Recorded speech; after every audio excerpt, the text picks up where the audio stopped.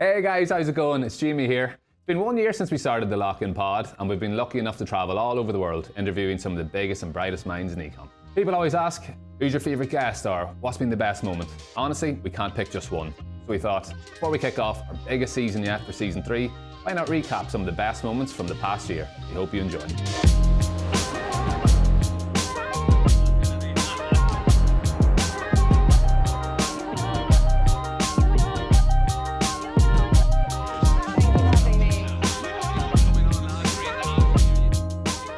Say before as well, like the marketing funnel is dead and it's now the spiral. Is that what you really mean there? That I think we are think about discovery. Think about how you find something, a brand, how you discovered Represent, for example, like you're wearing Represent.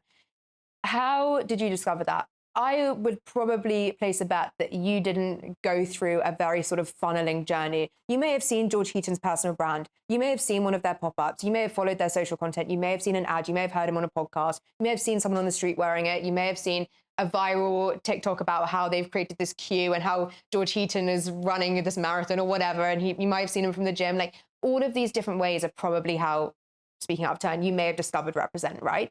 And it's not that you probably went into a store and then were served a paid ad and then converted to a product, or were served email marketing and then purchased the product.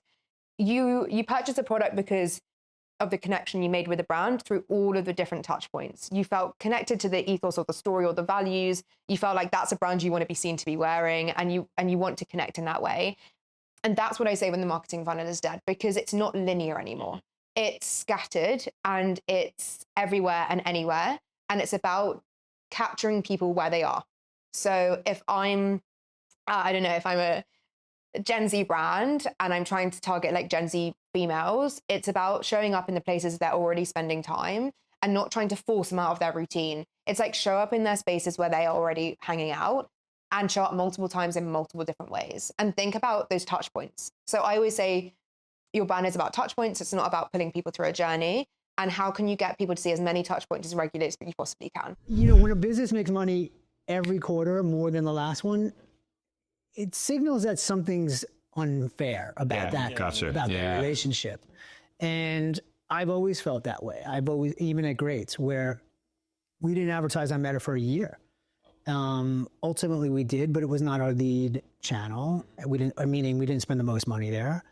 And I think demand is created around brand in other ways and not on Meta. Meta is an awareness tool.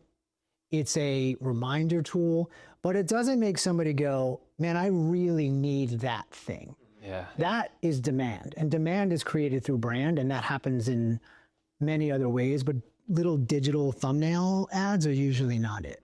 it's funny because when we speak to founders, there's sometimes this default which is, I guaranteed a return there. So that's where my money's going. I can risk it more in a different channel or a different distribution, but I know if I put this much money into Meta, I'm guaranteed this return, and therefore that is my primary channel. But you just think of that as completely different.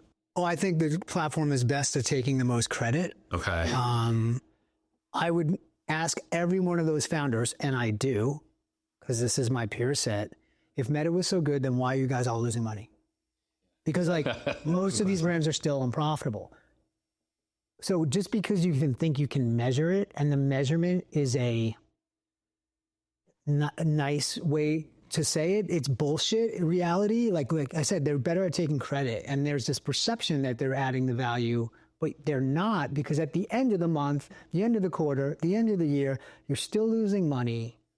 Well, how good is this channel? It's like it takes away a fear. You can look at the ROI. False sense of security, exactly, yeah. psychological dysfunction. Yeah. I understand why people do it. Yeah. But if you want to build a profitable business, that's not the way. Yeah. Do followers matter on social? Followers should matter, but how the platforms have now been designed, they don't matter anymore. The follower is dead, because it doesn't matter whether you have 5 followers or 5 million followers. If your content is good enough and it plays the system well enough, it's going to be put into people's feet. So discovery is dictating social right now organically, rather than what we used to have, which was, again, you posted, you got a certain amount of your audience, the more they engaged, the more that they saw. So it doesn't matter right now. It should. Yep. And the problem is, like, we live on rented land now. Like any platform could go off overnight, and the time and money you put into organic and other things, you don't own that audience. And that scares the shit out of me.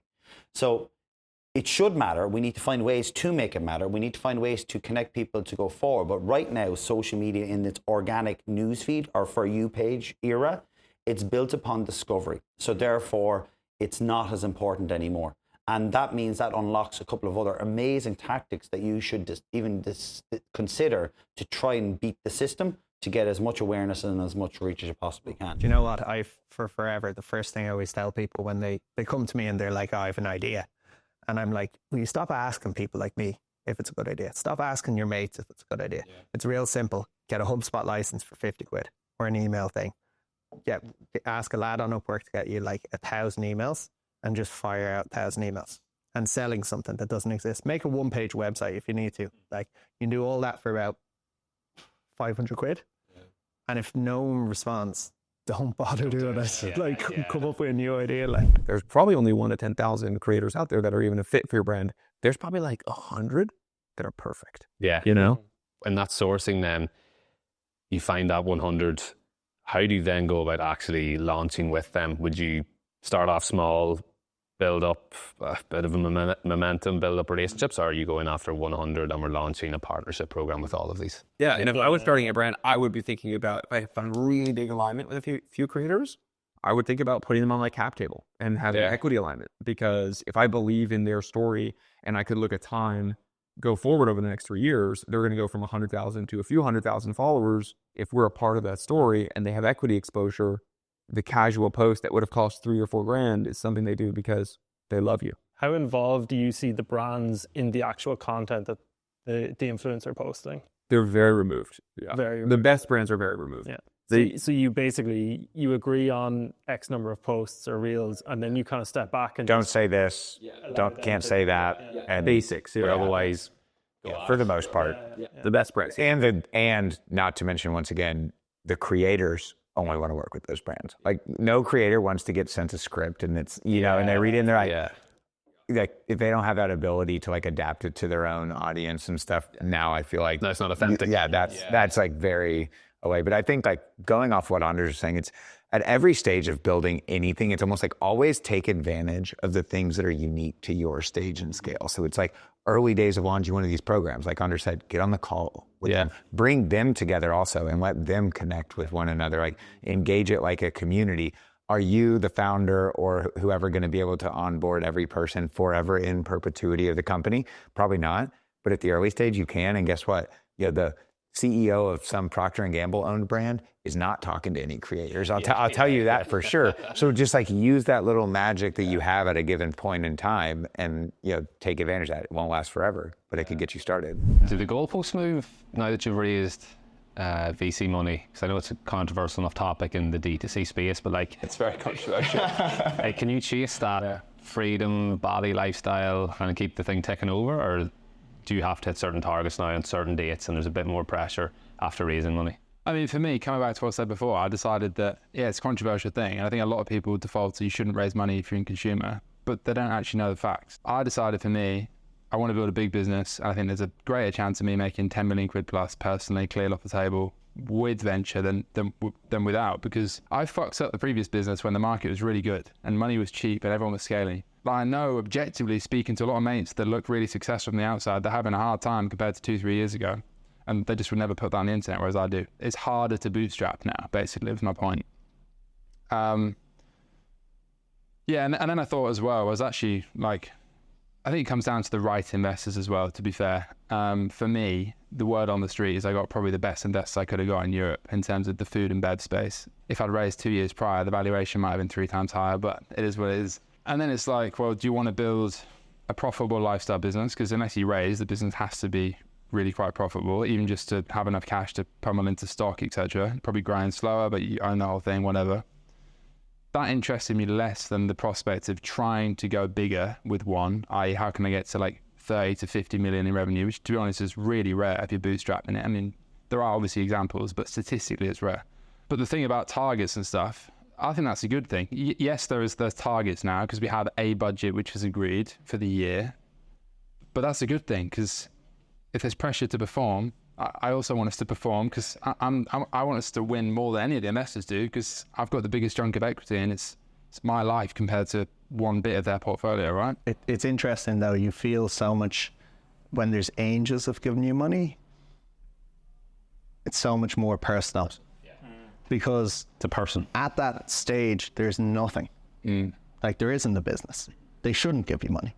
You know, there's nothing written down on paper that's a metric like, well, you're doing this revenue, multiple valuation. Yeah, okay. It's literally you're backing a person. You're saying, I believe in you. Yeah. And when someone says to you, yeah, I believe in you, it's like the most inspiring, like greatest feeling of all time. And so in return, you always want to give them like that respect back. Yeah, you want to update them. You want to make them so much more money. And so you mentioned I'd go to angels at the start. I think going to angels and getting a few angels in, it adds pressure, but in a positive way. Do you know? Yeah, and good angels are like mentors as well, to some extent. Yeah. If you can find the right ones. 100%. So it's kind of like a win-win. 100%. And all mentors like want to help people because people help them. Do you know? Like when people ask me for money, I'm like, well, there's loads of people gave me money when I was just like, hey, I promise it's good. You know, so you feel like you come full circle and you want to do that. There's levels of doing that. Yeah. But yeah, it's an unbelievable feeling. Yeah, getting money off a person where it's their money, which is so different to a fund. Do you know? You know, when you talk about like acquisition, like products, do you mean like cheaper products to bring customers in to tend to sell more? Not necessarily. So say, for example, we've got fragrance for Tev, right? So fragrance for Tev are CAC's 18 quid, for example. How can we get CAC to 22 quid? So that obviously means where we need at least a £6 AOB lift, or we need at least a 2% increase in RCR. So as soon as we have that with an acquisition product, so like bundle, and so like instead of doing the 3-pack of perfumes, we can do a 3-pack and a body wash, and all of a sudden we can change from 50 quid to 65 quid. Yeah. Joe, and then that gives £15 more margin, and we can go for the. So your goal is I want to acquire more customers, which means I want to ramp up some spend. Yeah. That's probably going to lead to an increase in CAC. If we can absorb an extra 6 quid in CAC, how do I bring that in the LTV? I think everyone, and I think this is where a lot of agencies go wrong as well, because they always operate on how can we get CAC the lowest as possible. But in reality, it should be how can we get CAC high as possible. Yeah. You know, obviously, I don't want to go to a second order or first order negative. I want first order to be profitable or break even. How can I do that at £22 CAC? Because if I can do it at £22 CAC, I don't need to spend as much on creatives. I don't need to spend as much on the background. I can just be on the product, you know? But if there's one thing that I will give us our pat on the back for, it's the way that we responded to the different channels available through TikTok. So yeah, live has been hugely successful for us.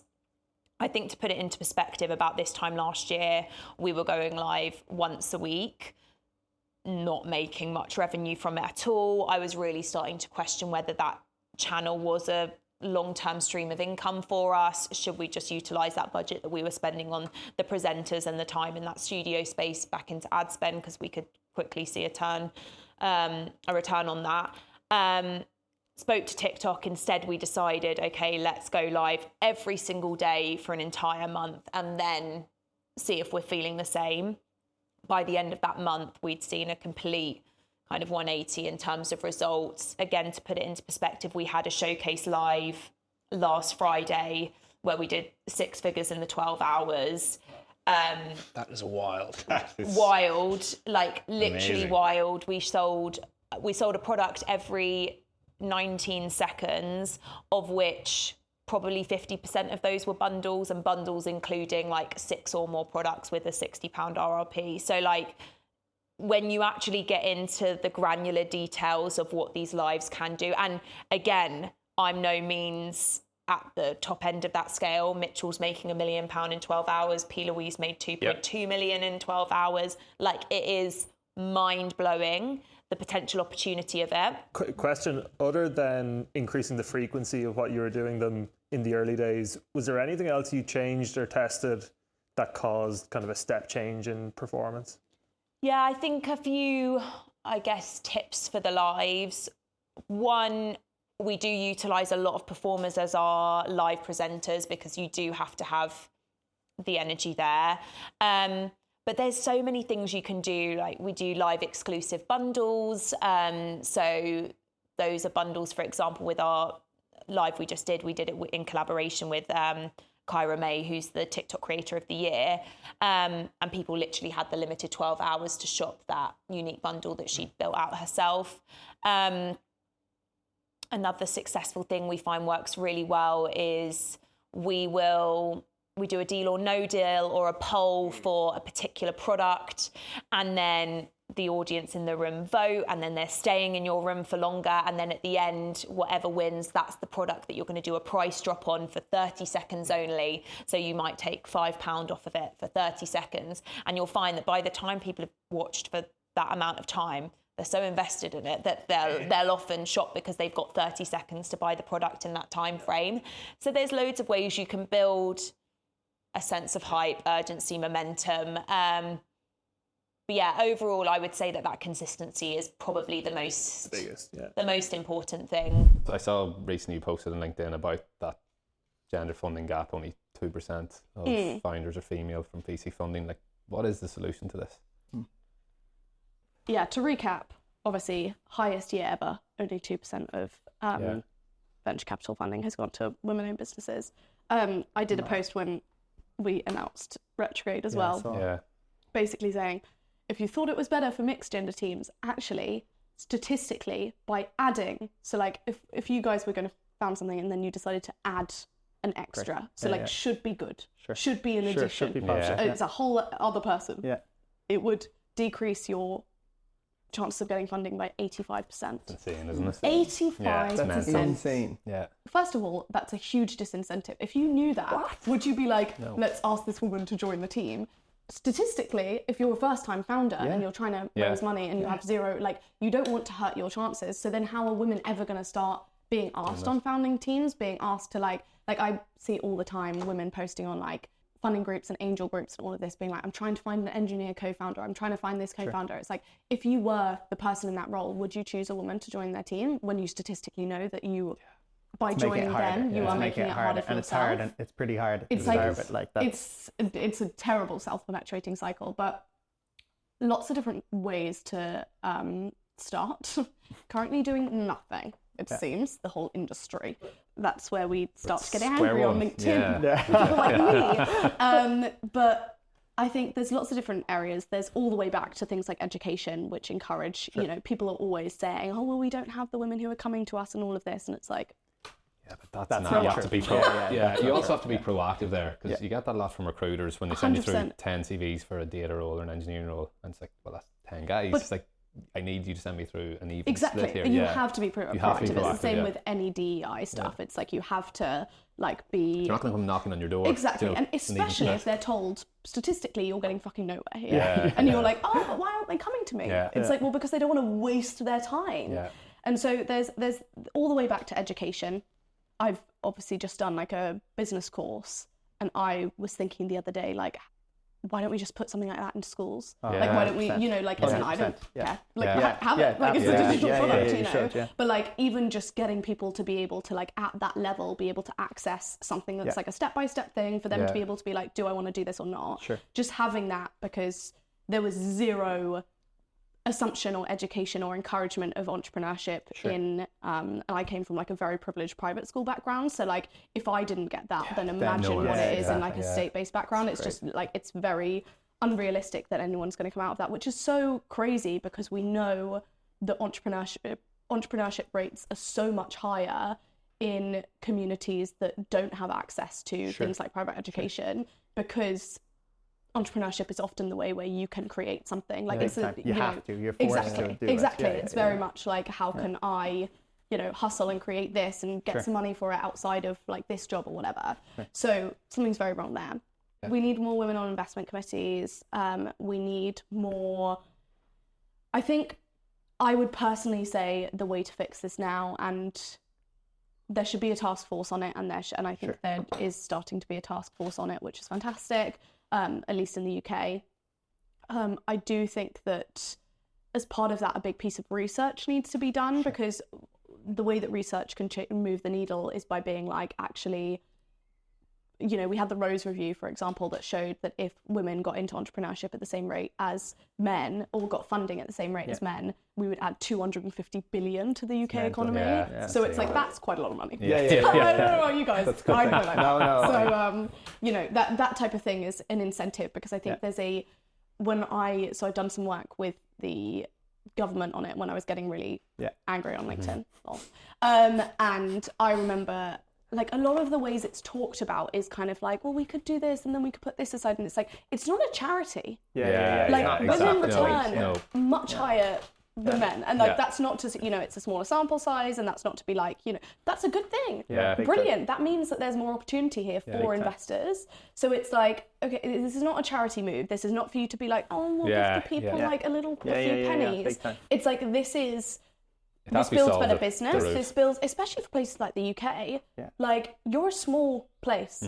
Like, make the UK a good place to be a female entrepreneur, and people will come. Like, people will come and they will start things up, and they will, you know, there is a way that we could be a like world leader in this. Same with like any other country, because the sad thing is, there is no place in the world where that funding stat is better than 2%. You had a growth hack that helped you get along the way, something that was quite unique. I'd love you to chat about that.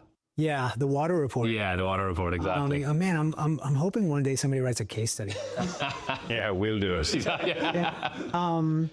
It just made sense to me that we knew we had an education potential problem. Like, if people didn't know what's in their water, they might go, my water's fine. And we needed them to see like the chemical makeup of their water. Well, it turns out that the national law is every state has to report what's in their water, and those reports are readily available to any, you know, person in the public that wants to try and find it. And that was the problem. So the states report it, but it's buried somewhere in some weird website that you literally can't find. So it's sort of useless.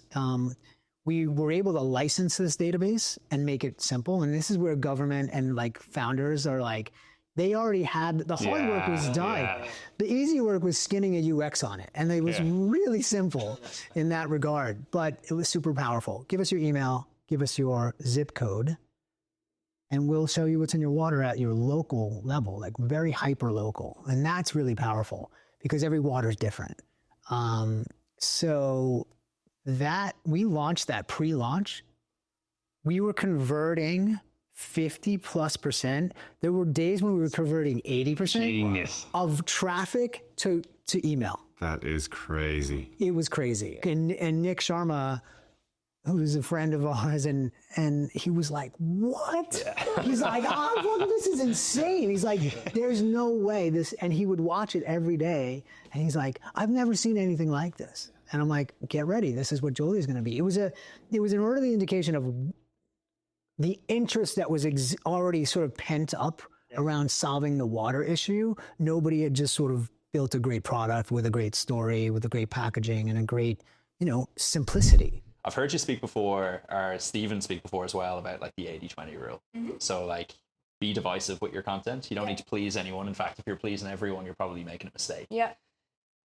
Give me a little bit more detail on how you think brands should approach everything when it comes to that, because I think the majority of brands are complete crowd pleasers when it comes to their content strategy. The reality is, if you're trying to please everyone, you end up sitting on the fence and you don't speak to anyone. So it's a redundant strategy, really. Like, to me, it says you don't know who you're trying to reach, because we're not trying to reach everyone. Like, no brand, my goodness, in today's age should be trying to reach everyone. You should have a really clear idea of who you're trying to speak to and go like hell for leather for those people. Show up in the places they are, speak in the language they're speaking, communicate with the kind of people they would want to spend time with, like show up for them. And in doing that, I think this is where people get confused with the 80-20. You're not trying to piss off 80% of those people. You're trying to get those people. Everyone else couldn't care less. Like, it's like piss them off. It's actually from Jane Werwin, who's the CEO of Dermalogica, founder of Dermalogica. Cool. She says, you've got to piss off the 80%. And not just like and not speak to them, like actively piss them off. Because what you're going to do is you're going to make that 20% so fucking loyal to your brand. They're going to be obsessed with you. They're going to buy everything you ever do because you are speaking to them for them. So it's not about like looking at your target audience and trying to piss off people within that. It's like being so clear on who you're trying to speak to that anyone else, it actually doesn't matter what they say or how they feel about it. And if they are angry about it, great, because they're going to talk about it. Yep. You know, that's what it's about. It's about being so obsessed with those people that you will do everything for them. Like, and you will go all in and you will stand up for them and you will stand up for the values you believe in and you will build that connection no matter what the outside narrative is saying, like you are doing it for them. And so is there an approach you've taken with Diary of a CEO down through the years? Like, have you put stuff out there that you know is going to be quite controversial, but you know your core? Have you seen our titles? Sorry, I was just going to say. Have you seen how we speak about ADHD? Like, do you know what I mean? It's not, and we are entirely data-led as well. So we don't take gut decisions. Like, we're not risking like gut feel and emotional feel over these sort of things. Like, we test everything. So any title you've seen is because we've measured click-through rate on that, and people are more likely to click if it says this sort of thing. And but then there's clickbait and data, right? So like there's a middle ground. There's a middle ground. Like, your content has got to commit to the title you're promising. So we would never be like, 100% of people with ADHD can be killed, blah, blah, blah. And then the guy in the video says something completely different. Like, we are for every title we've ever produced is based off the transcript that we've created for the show. So it's got to have that continuity. But yeah, of course, like we have complaints, like formal complaints, you know, about the stuff we do. Like, not everyone is going to like our stuff, and that is absolutely fine. But also, you might love the Diary of a CEO and hate an episode. Yeah. That's also okay. Yeah. Like, not every single episode is for everyone, but our job is to find the right people for that episode with every single episode. And that's the best we can do, you know? You see, we get cancelled every other week. But that's what happens when you get to the top. Do you guys go heavy on organic, social, or what else do you look at? We'll spend £3 million on TV this year. Okay, fuck. I like your TV. That's old school. Yeah. And then we'll spend probably £500,000 on radio this year. I like those as well. And then we'll probably spend another... Listen to radio? Who listens to advert radio? Isn't BBC Radio on not ads? But actually, what's your demographic in terms of buyer? Like, what's your core Changing audience? all the time. Okay. It used to be like grannies. Yeah. So there you go. I mean, it kind of makes sense. It's now actually, it's crazy how it's changing. Like, since March, the number of people 30 to 40 has tripled that are coming in. So like, just a complete demographic change. And I think the TV and radio stuff has a lot to do with that. And then we're also spending quite heavily on YouTube awareness too. And quite a lot on upper funnel on Meta as well. It just takes ages to pay back. It's just one of those things where it's really painful for CAC in the short term. But we've run long incrementality studies on TV, and it's insane what happens. How do you attribute everything there? So you just run an incrementality study for like over 6 months, which is painful because it takes a whole slot. But you just see it's nuts. Like the ICAC month, like while it's on, is like 250 quid, like horrible. And then every single week, the number of new customers coming in the region you ran it is going up as you get further away from the event. So like 7 or 8 or 9 weeks out from the TV ad running, I'm getting more customers per week from the TV ad than when it was running. That's mad. And by the end of the 6 months, it was still not like a good performance CAC, but we ended the test with a lot of confidence that in like a year, it's going to be our most efficient media buy. And after 2 years, it will probably be like pennies on the dollar. Wow.